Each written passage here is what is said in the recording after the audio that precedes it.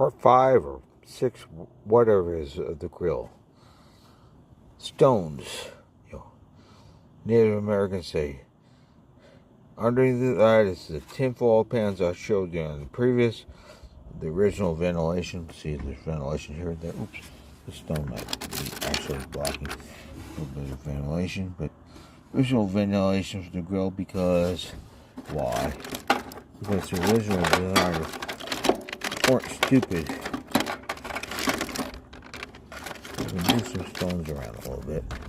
Now, next thing is place the grill on top. This is the first fire. It's called auto mechanics. And people get excited. Oh my gosh, this is a car gonna start up. First fire.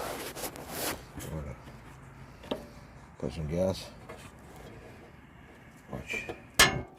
Oh shit, it went. Now watch now. Back. Now what's going to happen is, here goes the other side. If it goes, it may not because that torque tube is busted. And here she goes. Now, turn this flame back. Blue flame. Blue flame, natural gas. It's actually the most efficient way that I can cook something. Now, underneath are the lava rocks.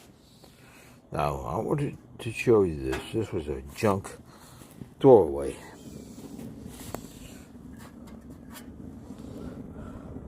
Classic charcoal grill. Without a bottle. Now, the bottle belonged to me. But I fixed the rust. The top is nice and clean. New lava rocks. How much did this cost me? Ask me how much did this cost me at resale? $10.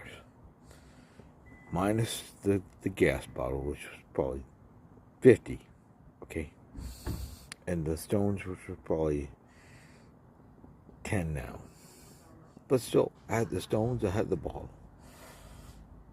Enjoy William's favorite videos, part 5. And what do we have to do next? We gotta cook it.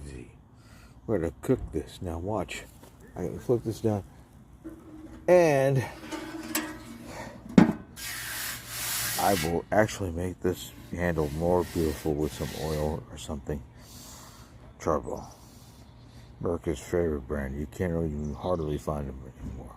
But this, for an old man, look at how beautiful the flame is.